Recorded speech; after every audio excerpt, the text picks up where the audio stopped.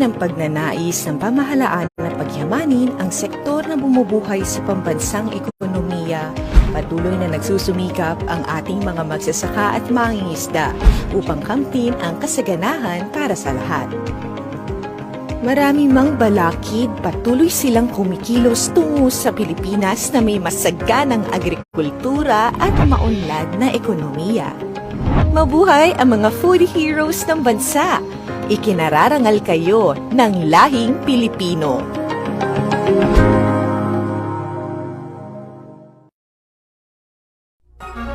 Labas nga impormasyon sa agrikultura, mga simpleng tips para sa mga mag-uuma. Yaman sa kaumahan, kikita ka na, aasenso ka pa.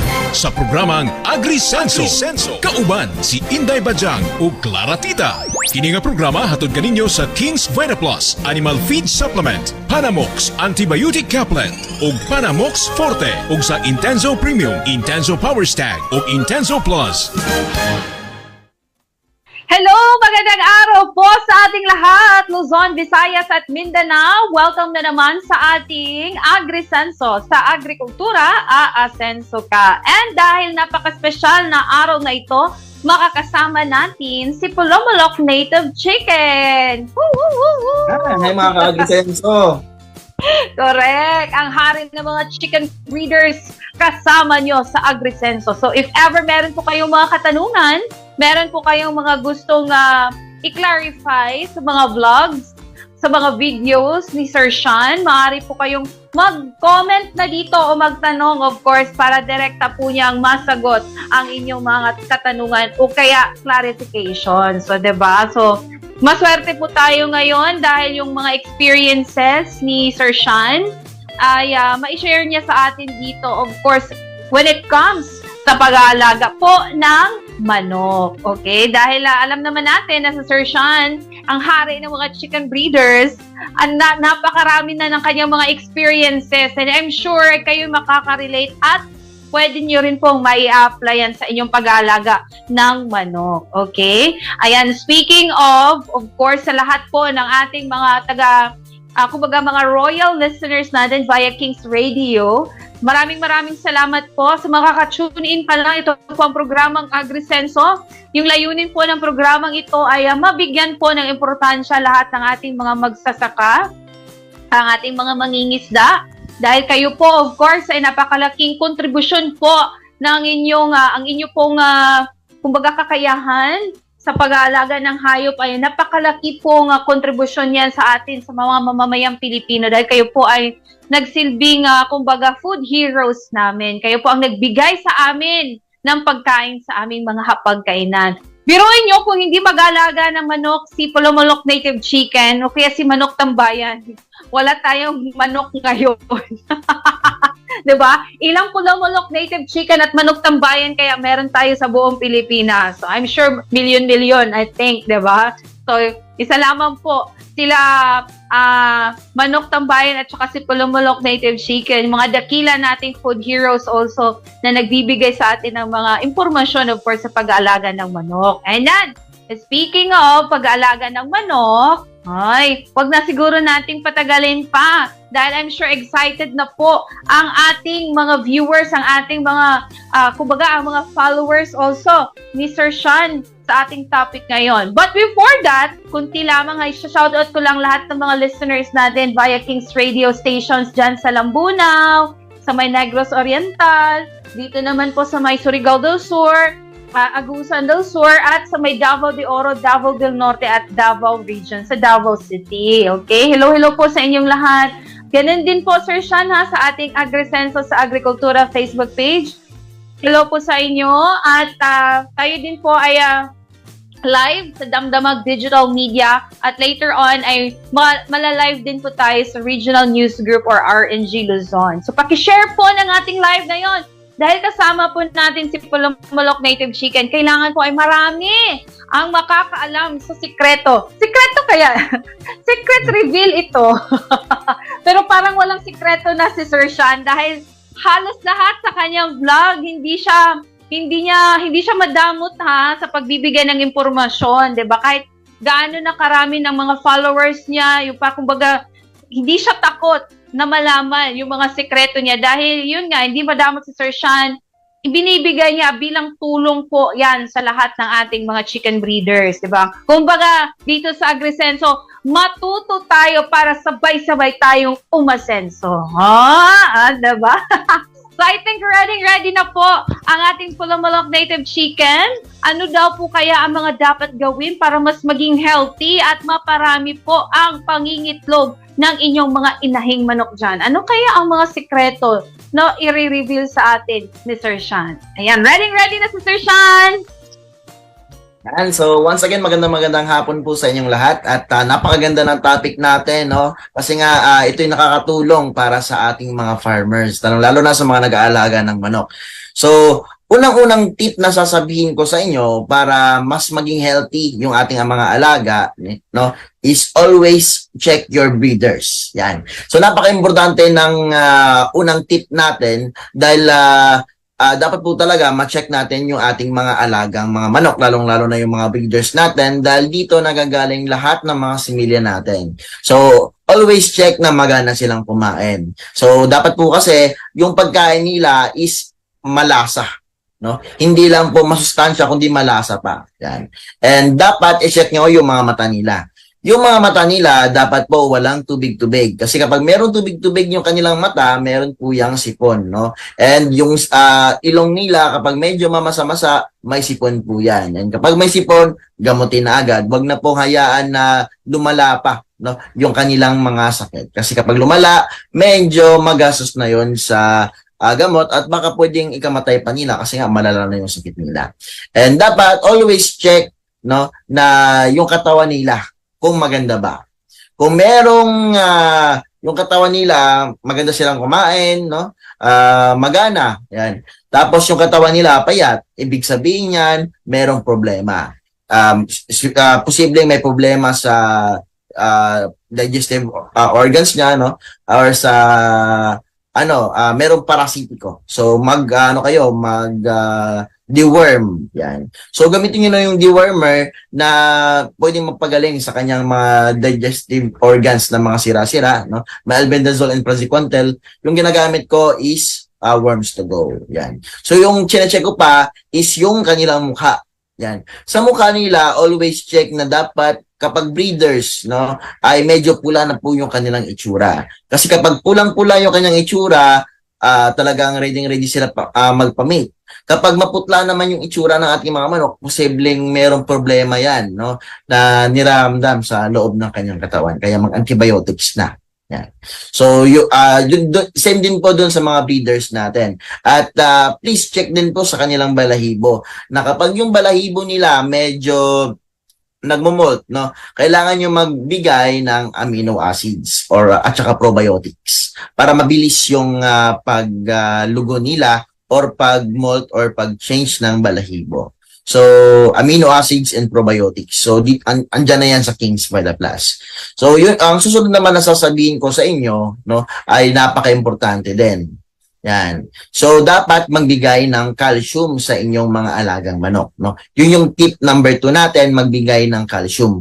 Ano ba yung importansya ng calcium dito sa ating mga breeders? Yung calcium po ay talagang yung itlog po kasi, no, na pinoproduce ng mga itlog ng mga manok natin is made of 96 to 98% calcium carbonate. So, yung calcium na yon ay galing din po sa katawan ng ating mga alagang manok.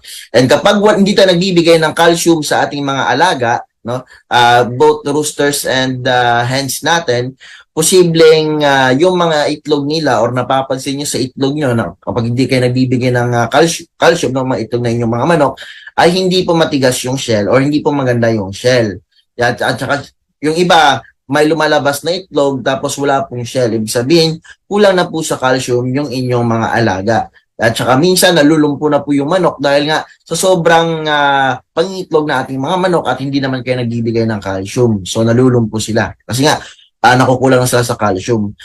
Yung calcium is pwede pong makuha doon sa mismong itlog ng ating mga manok, no, eggshells. Huwag niyo pong itapon yan. I-crush niyo po at i-mix sa kanilang feeds. Kakainin po yan nila. At syempre, pwede po yung maging source of calcium. No? So nakakatipid din tayo. At kung wala man kayong maraming eggshells, no? Or gusto nyong vitamins na, andito na po lahat sa ating King's Vita Plus. Meron na pong calcium dito. Or pwede po kayong bumili ng Intenso Power Stag, may calcium po yan. Yan. So yung third tip ko naman, pangatlong tip ko is gumawa ng or maglagay ng mga gadgets sa inyong manukan. Ano ba yung gadgets na sinasabi ko dito sa ating pinapaliwanag ngayon? No? Napaka-importante sa ating manukan. Yan, gadgets para sa ating mga manok ay yung mga solar lights. Yan. Yung mga lights kasi, no, sa ating manukan ay nakakatulong yan. Halimbawa, kung gabi, no? At kapag gabi po kasi maraming predators. Yan. Kapag maraming predators, natatakot po sila sa ilaw. No? Kasi nga baka sabihin nila may tao kasi may ilaw. Yan. At isa pang dahilan kung bakit kailangan nyo ng gadgets or solar lights, no, sa inyong manukan, no, ay halimbawa kung gabi, no, merong magutom. Yan, at least makita nila yung pagkain, or kapag gusto nilang uminom ng tubig, bababa lang sila sa kanilang pahapunan. Yan, ganyan lang ka-easy. Yan. Yung ikaapat na tip ko naman ay dapat po na tuwing malamig na panahon, no, kaya nyo silang painitin. So paano ba iinit yung ating mga manok kapag malamig yung panahon? No? Ito yung ating ikaapat na tips. Yan. So itong tip na to ay dapat po talaga maganda yung ating pabahay. Yung pabahay na kahit mura pero meron silang masisilungan kapag tag-ulan. Yan. Or kapag malamig yung panahon, dapat meron tayong binibigay sa kanila. Ano ba yung dapat ibigay natin sa kanila kapag malamig yung panahon? So dapat talaga magbigay din po tayo ng crack corns. Yung crack corns kasi mainit yan, no? Sabi sa research ko, yung crack corn or mais is hot carbo. Yan. So kapag hot carbohydrates kasi mainit sa katawan ng ating mga manok. Yan. Lalong-lalo na yung mais. So kahit mainit, kapag merong kumakain sila ng mais, maganda yung kanilang para mainit sa katawan nila, no, kahit malamig. Yan. So yung ano naman, yung ating ikalimang tip, no, is dapat na yung mga manok natin kapag tag-init, kaya naman natin silang palamigin, no. So parang ano lang to, opposite ng ating tip number 4. Sa tip number 5 natin, no, dapat palamigin natin sila kung pag mainit yung panahon, no. Kasi nga prone din sa heat stroke itong mga manok natin kapag sobrang init ng ating panahon. Yan. So yung dapat gawin natin kapag tag-init, no, dapat din po na may bubong sila, no, na mapag-stayan or mga puno. Yan. Para doon sila humapon kapag sobrang init. So yung manok din natin kapag tag-init, no, ay talagang naghahanap ng tubig. So dapat din po fresh na fresh yung tubig natin. Magbigay po tayo, mag-refill tayo ng tubig natin 2 to 3 times a day para mas magana silang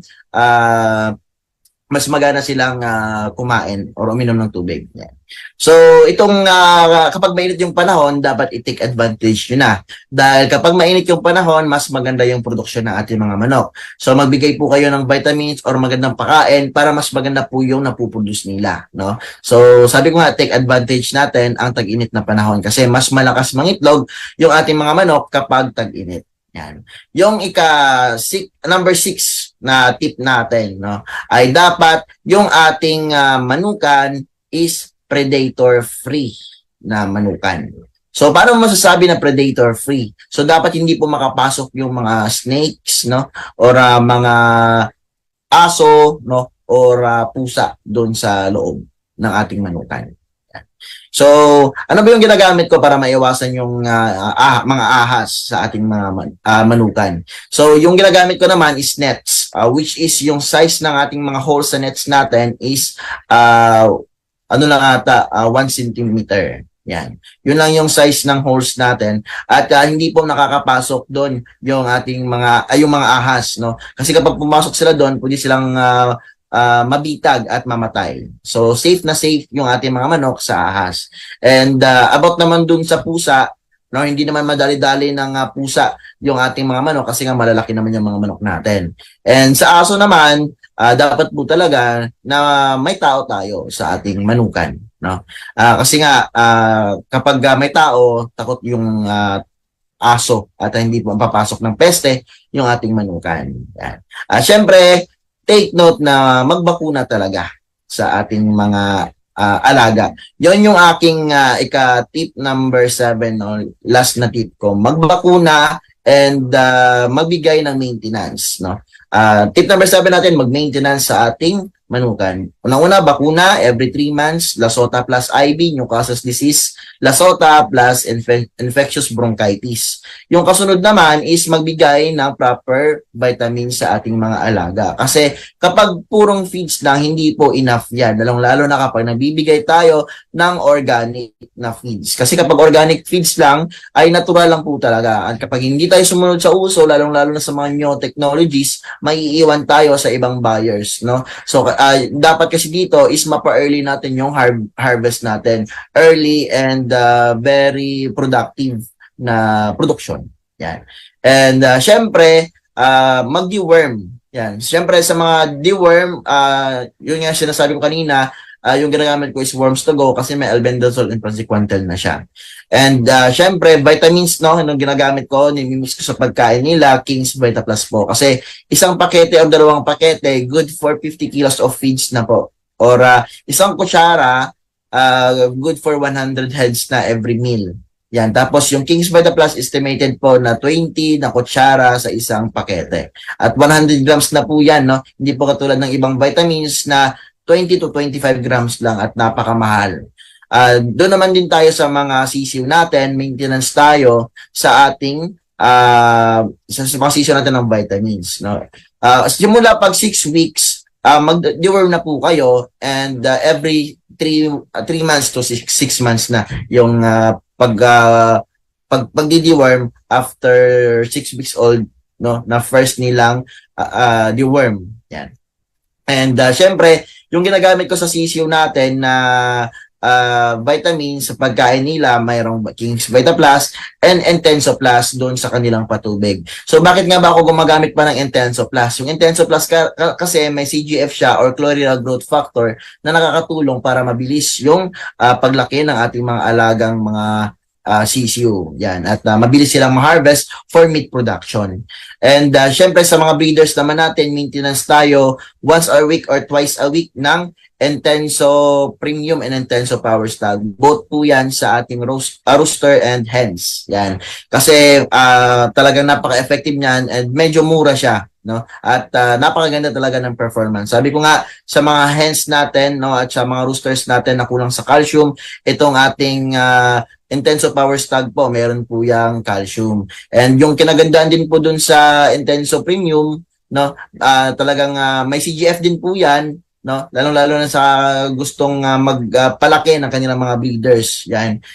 Sa mga roosters natin pwede. At sa mga hens din po natin para mas maganda or mas malaki yung ating mga hens at hikayat yung mga buyers natin. Dahil dito sa Intenso Premium, may CGF and Korean ginseng po yan. Napakaganda. And multivitamins din po. Kompletong-kompleto. Yan. At syempre, kapag nagkasakit yung mga manok natin, lalong-lalo na kapag ulan, init, katulad sa panahon ngayon, hindi po talaga may iwasan na mayroong magkasakit na manok. Kaya kapag may nagkasakit na manok tayo, gamutin nyo na ng, lalo na sa mga breeders natin, no, Panamox Caplet. No, may amoxicillin, tylosin, and paracetamol, 3-in-1 na po yan. Pero sa mga sisiw po natin, or halimbawa marami kayong manok, or talagang napapagod din po kayo or wala na kayong time para isa-isahin yung mga manok nyo, doon na po kayo sa Panamox Forte. Bakit ba Panamox Forte? Kasi 4-in-1 na po yung Panamox Forte, amoxicillin, tylosin, paracetamol, and carbosystem. Napakaganda din po talaga ng Panamox Forte. Ito yung masasabi ko na gamot na kapag meron ka nito, talagang mahirapan ka na meron pang mamatay sa inyong manukan. Yan. Ganyan kaganda ang Panamox Forte. And yun na naman yung mga ginagamit ko, no? Sana masunod nyo po yung 7 tips. Yung una-una, check your breeders. Tip number 2, ano ba yung tip number 2? Magbigay ng calcium sa mga breeders. Tip number 3, na dapat meron kang mga gadgets sa inyong manukan, no? For safety purposes. Tip number 4, yung dapat po na mainitan sila kapag malamig yung panahon. Tip number 5, dapat makapagbigay tayo ng refreshment kapag mainit yung panahon. Tip number 6, na dapat yung ating manukan is predator free. And last na tip natin, mag-maintenance sa ating mga alagang manok. Kapag nasunod nyo po yon, yung manok nyo is magiging happy and healthier. At talagang marami yung mapuproduce nilang itlog sa inyong production. Yeah. Thank you so much, Sir Sean, na Pulumulong Native Chicken. Oh, ayan ha. I'm sure marami kayong mga nakukuha doon ng mga impormasyon, mga nakuha ng mga tips na i-share sa atin ni Sir Sean. Ilang tips yun, Sir? 6 o 7? Ayan, 7 tips po yan para po mas maging healthy ang inyong mga inahin at marami po ang kanilang maiitlog. And at the same time, maging safe po ang inyong mga alagang manok. So, diba? So, napaka-exciting. Lalong-lalo na kumbaga kayo ay magsisimula pa lang tapos ay kumpleto or halos kumpleto na kayo sa impormasyon o may mga ideya na kayo sa pag-aalaga ng manok. I'm sure na excited kayo na mag-start na agad-agad. So, if ever meron naman po kayong mga katanungan or gusto nyo pang mas marami pa kayong matutunan, wag na po kayong mag-atubili pang i-like at i-follow ang Facebook page ng AgriSenso. AgriSenso sa agrikultura, ganun din po ha, ang Facebook page ni Pulumulong Native Chicken. So, punong-puno po yan sa mga reels at videos. Ganun din po ang YouTube channel ni Pulumulong Native Chicken. Hello sa inyo mga ka-agri, hello po sa inyo mga ka-asenso. At dahil tapos na ang discussion, meron po ba kayong mga katanungan? I'm sure maraming mga tanong ngayon na sa ating chat. May mga gusto mang ipaliwanag or may mga gusto ng clarifications or tawag nito, mga gusto pang itanong ang ating mga ka-asenso. Unang tanong po, Sir Sean, ano po ba ang basihan ng mga sizes ng itlog ng manok? Kung malaki ba ang manok, malaki rin ba ang itlog?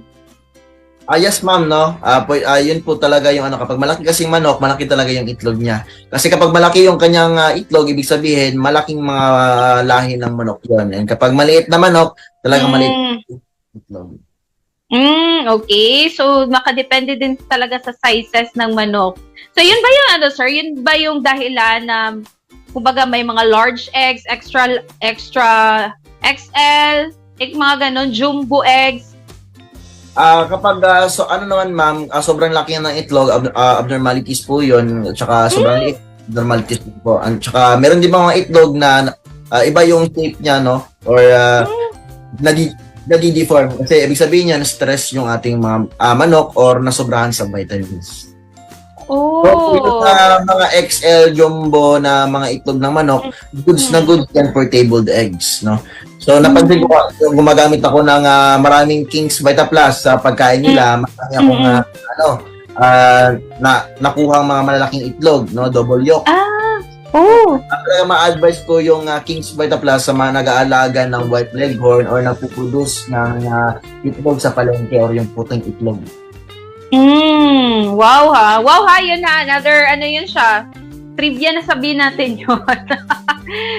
Correct. So, ayan na, nakadepende yun siya sa sizes ng manok at saka ang XL at saka jumbo eggs ay good for table eggs yon. Table eggs. Okay? Next question natin. Saan gan galing? Okay? Ano po ba ang dahilan na hindi nangingitlog ang manok, sir? Meron ba talagang manok na hindi nangingitlog? Yes po, ma'am. No? Pwede pong mabaog yung manok, lalong-lalo yung mga babae, kapag sa pola. Yung sa pola po is sobrang mataba. Oo. Ay, hindi mangingitlog yung manok talaga dahil nga matatabunan na ng fats yung kanyang ovary or yung itlog niya. So, di po talaga siya mangingitlog. So, yung gamot lang dyan is vitamins. Vitamins. Yes, so, dapat, diet. siya, magda-diet siya. So, barang may limit doon sa ibibigay mo na patuka sa kanila. Tama ba, sir? Tama po, ma'am. So, kumbaga, kung ang ibang manok, pag 2 times a day, 2 times a day yung meal nila, siguro yung sa pula ng manok, magwa once a day na lang siya. Magda-diet. Diba? So, parang isa-separate yun siya, sir. Kumbaga. Yes ma'am, isusupply po. So, matitreat talaga siya, sir. Ano naman, kumbaga, may pag-asa pa yung hindi siya nangitlog, pero may gagawin ka sa kanya na treatment, may possibility pa na pwede siya mangitlog. Yes po, pag nawala po yung sapola niya ma'am. Okay. So, yan, next question natin. Meron ba tayong mga tanong dyan? Next question, ano po ang klase na manok na maraming mapuproduce na itlog? Pinakamarami na puproduce na itlog, ma'am, no, ma-advise ko is F1 or first generation. Ibig sabihin yan, hybrid po, kung ikukumpara mo sa mga pure breed. Yung pure breed kasi is good for meat and egg siya, pero hindi siya ang pinakamalakas ng itlog na manok, no? Yung pinakamarami kasi is yung first generation. Lalo na yung Decal Brown, anak ng Rhode Island Red, tsaka ng White Leghorn, no? So, pinakamalakas mangitlog or champion of all the free-range chicken layers dito sa Pilipinas. So, si Decal Brown ay anak pala siya. Siya ang first generation ng crossbreed, tama ba, sir? Ma'am, crossbreed po ng dalawa tsaka Rhode Island Red. Rhode Island Red. Ay, kaya pala nabuhay si Decal Brown dahil kina Rhode Island Red at saka ni White Leghorn. Okay. Pero si White Leghorn, sir, is yung breed, pure breed ni White Leghorn. For ano talaga siya? For egg? Yes, ma'am. Egg production yung nasa mga layer poultry po, ma'am. Yung pinoproduce nila yung mga itlog sa palengke, yung kulay puti. So, yun yung swak na, kumbaga pang table eggs, yung mga kinukonsumo natin. Okay? Ayan. So, si Decal Brown, basta ano kulay ng itlog niya? Brown ba yan siya? Dark brown eggs po, ma'am. Okay, dark brown eggs. Basta si Decal Brown, dark brown eggs. Kasi ngayon, pag makita natin sa mall, sir, ba, na sinabi nila pag mga brown eggs, yun yung mga organic eggs. Totoo ba yun, sir? Yung mga brown eggs? Organic siya, ma'am, kapag naka-free range, no? Hindi naman natin masasabi kapag hindi pa tayo nakapunta sa farm nila. Meron kasi ako nakakita na Decal Brown tapos nasa battery cage siya. Yan. Pero meron din ako nakikita ng Decal Brown na nasa siya, naka-free range. Okay, ayan. So, meron ba kayo nakuha doon? Ako meron. Yun pala yun siya, ha? Yung mga White Leghorn, yun pala yung mga kalimitan sa mga nagpo-produce ng mga pangkonsumo natin na eggs, table eggs. Okay? Ayan, speaking of table eggs, merong tanong, sir, pwede ba gawing table eggs ang mga itlog ng Rhode Island Red o Decal Brown? Yes po, ma'am, no? Kahit anong manok po, pwedeng gawing tabled eggs yung kanilang itlog. Kasi yung itlog naman na kakaitlog lang ng manok natin, kapag hindi pa napasok sa incubator, hindi pa naman magkakaroon ng similya. So, magandang kainin pa rin, no? Tabled eggs pa rin. Pero kapag na-incubate na, hindi na po yan magandang gawing tabled eggs kasi meron na po yung mga similya na nabubuhay niya. Oo. Yung sir, yung sinasabi nila or tinatawag nila na balot sa puti. Ano ba yan siya, sir? Yun ba yung mga in-incubate mo na itlog ng heritage? Incubate na po yan. Hindi po yan heritage, ma'am, no? Yung balot sa puti. Kasi yung balot po na nakita natin sa kalsada is po yan, galing po yan sa bibi. So, iba yung balot sa puti. O, bibi pa rin yan siya, sir? Bibi pa rin yan, ma'am. Bibi pala yung balot. Akala ko, sir, no, yung balot sa puti, parang, yan siya, galing sa manok, hindi pala bibi lang. Pero may mga, pwede bang gawing balot, sir, na sa manok? Yes, ma'am, pwedeng gawin, sabi nila, mas maganda daw na gawing balot yung, yung sa manok. Kasi mas malinis yung manok kumpara sa bibi. Mga bibi. Oo. Nga lang sa ating mga Pinoy, ay syempre, sanay tayo na kumain ng itlog ng bibi. Bibi, oo, correct. So, pwede pala siyang gawing table eggs, yan lang na hindi siya ipasok sa incubator. Kasi pag once na ipasok yan siya sa incubator, I'm sure magkakasimilya yan siya at kumbaga may magiging parang balot na fertilize. Diba, sir? Oo. Correct. Meron akong tanong, sir, mas ba, sir? Mas malaki ba yung kikitain mo kung table eggs siya compare doon sa, kumbaga ipasok mo siya sa incubator at gawin mo siyang sisiw? Or ano ang difference doon? Yes po. Yung diferensya po kasi kapag tabled eggs, yung price niyan is nasa 200 to 300 pesos per tray. Okay? Tapos, yung sisyo, no? Yung isang tray po kasi is 30 eggs. Mm-mm. Tapos, halimbawa, ikay nag-load ng isang tray, no? Ng 15 eggs doon sa incubator, magkasisyo, and yung napisa doon, sabihin natin kay 20 na piraso, 100 pesos yung isang sisyo, 2,000 pesos yung may income mo sa isang tray lang. No? So, malayong-malayo ang 2,000 pesos sa 300. Oo. Diba? Correct. So, kasi dumaan pa kasi siya sa incubator. So, mahal talaga siya. So, mas mahal yung sisyo kaysa sa kung gawin mo siyang table eggs. Ayan. So, kung meron naman din kayong kapasidad na mag-incubate or meron kayong mga sariling incubator dyan, so doon na lang kayo. Gawin nyo na lang sisyo kasi ang isang tray pwede nyo pang pagkakitaan ng 2,000 compare sa table eggs na 300 pesos lang. Okay? Ayan. Meron pa ba tayong question, Kuya? Last question pa ito? Ayan. Sir, meron po ba daw kaibahan sa performance sa pangingitlog ng manok kung nakakulong sila or naka-free range naka-free range? Based sa research at ma'am, at based sa experience ko, mas malakas mangitlog ang naka-free range, no? Except na lang kapag gumagamit tayo ng mga chemical, no? Na pampaitlog talaga, no? Yung sa battery cage kasi, yung purpose nun is safety at para yun sa mga hindi gaano malaki yung kanilang lupa. So nagba-battery cage sila at mas safety yung better yung trabaho. Yan, kapag yung mga manok nila. So napansin ko mas malakas mangitlog kapag naka-free range, no? Kapag natural. Yan. Okay. Mas maganda kapag naka-free range yung manok. Mas malakas silang mangitlog kasi nga mas alam nila na medyo may freedom sila.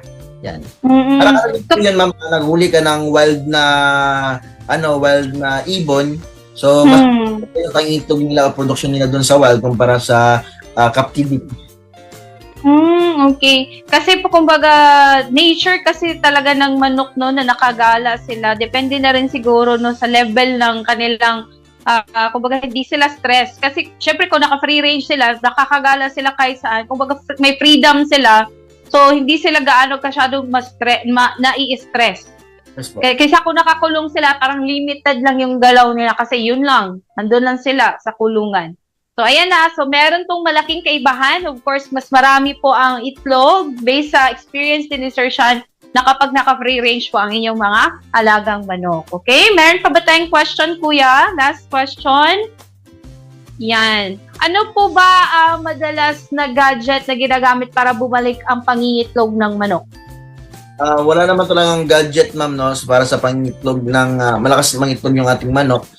Yung ano lang dapat is mainit yung panahon. Pero sa ma'am, sa layer poultry, kasi nga hindi naman nasisikatan ng araw doon. So yung ginagamit nilang gadget is yung ilaw, no, or yung incandescent na ilaw, yung yellow. Yan. Yan at talagang kapag mainit kasi yung panahon, mas mapapabilis yung yung pag-develop ng itlog sa ovary ng ating mga manok.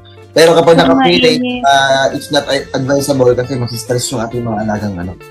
Yun pala kasi yun yung basihan talaga sir no, na malaking tulong pag yung pag mataas yung temperatura or mainit yung katawan nila, doon yun mas marami silang napoproduce na itlog. Kasi mas faster yung pag-develop ng itlog natin. Kung mainit, oo. Tapos kung malamig naman, gaya ng sinabi kanina ni Sir Sean na kumbaga malamig, dapat ay maging mainit ang katawan nila. Bigyan po sila ng mga patuka na pampainit ng kanilang katawan. Yun yung mga crack corn. Ano pa yun siya, sir? Crack corn na naman talaga yung hot carbo, ma'am. Tapos, magbigay lang ng hot carbo. Stress. Yan. So, yan. Of course, pasok dyan ang ating King's Vita Plus Animal Feed Supplement. So, ayan. Meron pa ba mga pahabol na mga tanong, kuya? Or wala na? Teng, teng, teng, teng. Kung mababasa ba ang itlog, sir, kakayanin pa ba itong ma-save? Kung nabasa lang ng saglit, ma'am, okay lang. Pero kapag talaga nababad sa tubig, wala na pong pag-asa. Oo, maapektuhan na ang laman niya, sir. Yes po, ma'am. Kasi may pores yung itlog, no? Mm. At talagang malaki yung chance na may makapasok na tubig doon sa loob ng ating itlog. So, pang table eggs na lang talaga siya. Ma'am, Kumbaga, pang table egg siya, pero mas madali siyang Mabulok. Yes po. oo, okay. Ay, tama nga pala, sir. Ang quality, ang best, I mean, ilang days siya bago mabulok yung itlog, sir? Sa eksperimento ko, ma'am, 3 weeks to 1 month and 1 week. Yan. 3 weeks hanggang 3 weeks hanggang 5 weeks. Oo, yung pang table eggs kasi lalong-lalo na sa table eggs, sir, di ba? May mga nagbebenta sa palengke. I'm sure umabot na siguro yan ng ilang buwan or Kasi hindi naman mabibenta agad yung itlog. So, maraming dyan sa palengke. Maraming mga malapit na ma-expire na itlog. Yan. Correct, oo. Itlog, mabilis na talagang mabulok. Oo. So, yung ginagawa ko, sir, kasi base din sa nabasa ko, for example, for table eggs, nilalagay siya after mong for example, kakabili mo lang, ilagay mo daw siya sa ref, Yes po, sa ma'am. chiller. Sa chiller para ay mag-extend yung quality na yung quality ng itlog mo, na binili mo na itlog. Kasi pag hinayaan mo sa labas, ayun, madali talaga siyang mabubulok. Lalo na kung nabili mo ay yung pa-expire na itlog. Makikita mo kasi or maobserbahan mo na yung itlog ay pa-expire na. Kung pag mo sa yolk is na na siya. Kung baga na siya, na mix na siya sa white. So yun, papunta na yun sa pa-expire na. Okay? So yun yun po lahat ang ating discussion po ngayon sa i-share sa atin ng mga tips and tutorial po mula sa ating Pulumulok Native Chicken. May pahabol pa kung mabila din daw sa init, sir. Nang matagal. Ma'am, nang matagal, no? Yung kasi, yung similya, kapag, halimbawa, sobrang init, tapos, lumampas ng 41 degrees Celsius, mamamatay po yung similya sa loob. And kapag namatay yung similya sa loob, ma'am, babaho agad yung itlog. So, mas madali pa siyang masira. Masira kung nasobrahan din sa init. So, most likely, hindi na rin yan siya good for table eggs. Kasi masisira din talaga siya. Okay, so dapat tamang-tama lamang yung temperatura na may expose doon sa mga itlog. Okay? Ayan, thank you so much po. Thank you so much, Sir Sean, sa iyong oras po sa araw na ito. Naway, of course, ang ating pong mga listeners, ang ating pong mga viewers ngayon ay marami na naman po kayong mga nakuha na informasyon na pwede nyo rin pong may apply po sa inyong pag-aalaga ng manok. Lalong-lalo na po doon sa mga nagpo-produce po ng mga sisiw o di kaya mga itlog na for incubation o di kaya for table eggs. So, malaki po ang diferensya Again, kung kayo po ay magbebenta ng table eggs, kumpara po sa pagbebenta po ng mga sisiw. So, for more information, for more tutorials, tips, and inspiration, of course, motivation, i-like at i-follow nyo na po ang Pulumulok Native Chicken. Ganun din po ang kayang YouTube channel na Pulumulok Native Chicken. I think, parang papunta ng 400K. 400K ka na, sir? Sa Facebook? 131,000 followers po. Ayan. So, papunta na yan. Saan ba naman yan papunta? O, diba? Papunta na yan sa 400K. Ala! Malapit na mag-half million! Ay, yung mo, sir? YouTube mo? Ma'am, nasa 92,000, mga 8,000 na lang para magka-silver Sir, button. excited na akong maka-silver button at sana'y makapag-picture kami ni Kuya Billy dyan. Yes. Para ma-experience namin ang silver button. Malapit na yan. So, tulungan po natin si Pulumulok Native Chicken na makamit po ang kanyang silver button sa YouTube. So, keep on subscribing. Share niyo po lahat ng video para po sabay-sabay tayong matuto at umasenso sa pag-farming. Ayan. Maraming salamat po, Sir Sean. Any message po sa iyong mga followers at any announcement po? Every Tuesday pala, live tayo sa Facebook page natin, ng Pulumulok Native Chicken. At syempre, every Tuesday, live din tayo dito sa Agrisenso, sa agrikultura. At abangan niyo po palagi sa Facebook page and YouTube channel natin, Pulumulok Native Chicken. Yung ating uploads, Twice a day tayo nag-upload at meron din po akong isang page, no, ang Kaniti Vlogs. Yan, twice a day din po tayo nag-upload doon. Yan. So, iba-iba po yung vlog sa page natin, no. Yan. So, marami tayong nagagawang vlog, parang 4 na vlog ata sa isang araw.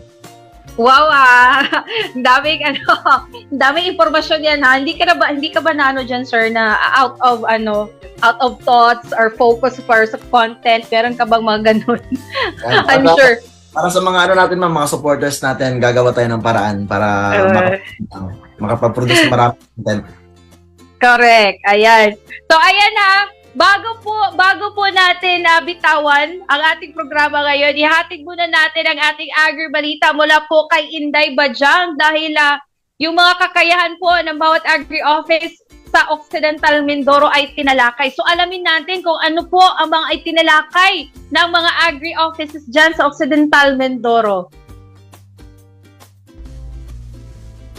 Magandang araw pong muli sa ating lahat. Magandang tanghali, gabi o ano mo pong oras niyo pong napapanood ang ating programang AgriSenso. Kasama niyo po ngayon si Inday Bajang and Clara Tita doon po sa kabila. Ayan, ang babaeng kaka-birthday lang kahapon. Ayan, happy birthday, Day. Talagang nag-me time siya, di ba? That's good. That's good to know. Actually, it's a good, tawag dito, a refreshing feeling just for a while or within a week, once in a while.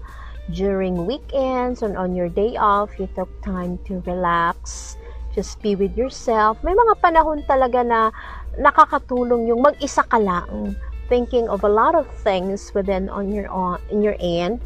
Yung marami kang sinusolve na problema na ikaw na nag-iisip ka talaga with all, tapos chill na naman, o may emote, o diba, ganun tayo, talagang ganun na ganun tayo. Walang masama doon, okay? You talk to yourself, why not? Parang kausapin mo yung sarili mo, yung tao ba ito? Basta everything of your own, ano yung mga tao gusto mong itanong, mga questions and all, and right after that, syempre, moving forward pa rin, diba? So, ganun ako minsan. May mga once in a week, mas prefer kong mag-isa lang, nag-iisip, nagmo-moment-moment, o diba? And right after that one, recharge na ulit ang inyong masyadong madaldal na friend. Ayan. Anyway, sa ating agri-balita po ngayong hapon, it's another set of story mula naman po ito sa Occidental Mindoro, kung saan ang ating balita is ang kakayahan ng bawat agri-offices doon po sa kanilang lugar ay tinalakay. Ay, maganda. Diba? At least man lang they will come together in one venue talking what are their strengths and weaknesses, diba? And come up with solutions on those problems they got. Oy, ganon, bongga. Anyway, makinig kayo. Bilang isa sa hakbang ng pagsasakatuparan ng Province-led Agriculture and Fisheries Extension System or PAFES sa Occidental Mindoro, isinagawa ng Planning, Monitoring and Evaluation Division ng Department of Agriculture Mimaropa ang rapid appraisal on the technical capabilities of agricultural offices sa probinsya. Isinagawa ang nasabing aktibidad sa magkahiwalay na lugar kung saan ang mga kawani ng agriculture offices kasama ang kanilang mga miyembro ng sangguniang bayan ng Mamburao, Abra de Ilog, Santa Cruz, Sablayan, Paluan, Luok at Lubang ay tinipon sa bayan ng Sablayan, samantala ang San Jose, Magsaysay, Rizal at Kalintaan naman at sa bayan ng Magsaysay. Sinimula ng aktibidad sa pagtalakay ng rasyonale at layunin na naturang programa sa pamamagitan ni Wenelin Paguntala ng Project Development Office or PAPE staff na sinundan naman ito ng pagbabalik tanaw ng mga devolved function base sa nasabing batas ni Adelma Aleguerta, ang Planning Officer naman ng PMED. Sa pamamagitan ng isinagawang survey sa bawat tanggapan, dito nalaman ang kanilang kasalukuyang kapasidad at mga pangangailangang pagsasanay upang maisagawa ng maayos sa mga programa at interbensyon para sa pagpapaunlad ng sektor ng agrikultura sa kani-kanilang bayan kapag tuluyan ng maisakatuparan ang decentralization o devolution sa ilalim ng Mandanas-Garcia ruling. Ayan, so meron silang mga suggestions na ibinigay. Take note ha. pagkakaroon ng sariling agriculture and biosystem engineers sa bawat agriculture office. As we all know, and it's really a fact, na kulang talaga sa manpower most of the government offices that we have. So yung mga empleyado dyan, may iba dyan na 2 or 3 ang task or more pa. So hope there will be, this can be resolved. Another one, magkaroon ng operator o technician na mamamahala ng mga makinarya sa mga local government unit at sila ring magbibigay ng pagsasanay sa mga magsasaka at mangingisda. Good thing as well, it's because kung merong mga technical men who will teach the fishermen and farmers how to use the certain machines, iwas sa madaling pagkasira. They will know how to troubleshoot kung magka-problema man. Okay? Magkaroon na mas maraming empleyado na graduate na mga kursong nasa larangan ng agri-fishery. Ayan. Ito yung mga concern before, diba? Yung sabi ko na parang they want to enhance more scholarships on agriculture to entice more students to get that certain kind of courses. Kasi nga, lumiliit yung bilang ng mga magsasaka natin this time. So ipagpatuloy ang mga pagpapalakas ng kapasidad ng mga kawani sa pamamagitan ng pagbibigay prioridad nito at maisama sa taunang budget ng LGU. Yun naman ang importante, diba? You keep on drawing interventions, plans and all, tapos walang budget. Sakit as dughan, uy. Diba?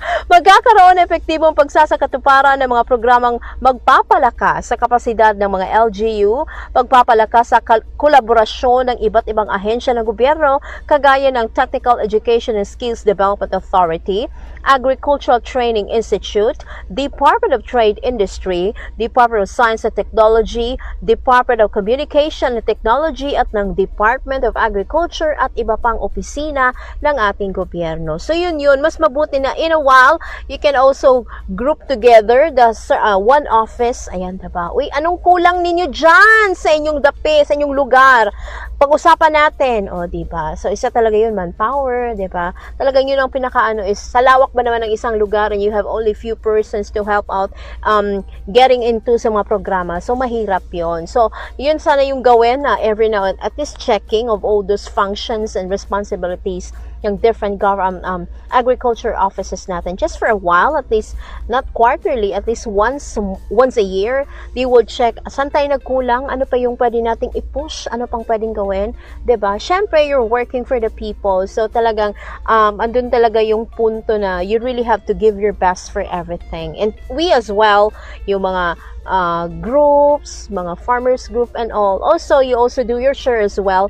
Ever man na may mga ganung bagay, mga trainings, you participate well because it's really a big thing for those set of organizations or agencies na marami yung nagre-response if may mga training silang gagawin or anong klaseng mga tawag nito, orientations and the like na ginagawa nila for the sector of agriculture and for the fishery. Ayan. So, at least man lang malaman anong mga kulang, mga pwedeng gawin and all. And syempre, naway mabigyan agad ng solusyon yung mga ganong mga bagay-bagay or yung mga issue na kinakaharap nila sa ngayon. Ayan. Maraming salamat sa LGU ng Occidental Mindoro at sa lahat ng mga nakisama or nakiparticipate po sa nasabing discussions nila of their tawag nito. Hindi naman siya team building but at least assessing of what they can do and what are the laps they can provide more for the sector of agriculture and fishery. Ayan. So yan po ang ating Agri-Balita mula po sa Occidental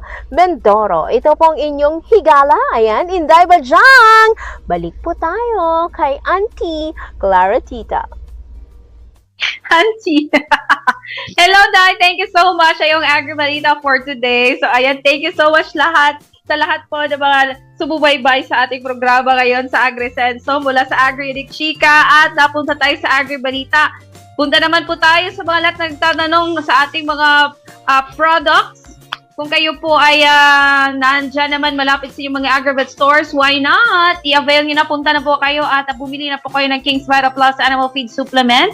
At if ever out of stock po, pwede rin po kayong mag-order via Facebook. Message nyo lang po ang Facebook page ng King's Vita Plus o di kaya pumunta po kayo sa Shopee at hanapin ng KBM Agrivet Lines. Diyan po ninyo makikita ang mga produkto na mga nabanggit ng ating mga content creators. Okay? At check out nyo na. Wag lang Altocar. Check out nyo na. Yes, COD po tayo via LBC and COD tayo via JNT Express or GoGo Express sa Shopee. Meron din po tayo sa TikTok. Okay? TikTok Shop. Corrected by. Thank you so much po sa inyong pagsama sa akin. Bukas na naman po ulit samahan niyo po ang inyong lingkod, si Clara Tita, para sa isang panibago na naman po ng mga impormasyon, mga tutorials, inspiration po natin sa ating mga kapartners sa Asenso, ang ating mga agri-content creators. Thank you so much po. Ito po ang programa para sa ating mga magsasaka at of course sa agrikultura. Wala nang iba pa ang Agrisenso sa agrikultura. Asenso ka. Susunod na rin po ang programang King's Afternoon Delight sa ating King's Radio. Kasama po si Queen Maxine. Ayan, thank you so much. God is good po all the time. God bless you. Labas nga impormasyon sa agrikultura, mga simpleng tips para sa mga mag-uuma. Yaman sa kaumahan, kikita ka na, aasenso ka pa. Sa programang Agrisenso, kauban si Inday Bajang o Clara Tita. Kini nga programa hatod kaninyo sa King's Vita Plus Animal Feed Supplement, Panamox Antibiotic Caplet ug Panamox Forte ug sa Intenso Premium, Intenso Power Stag ug Intenso Plus.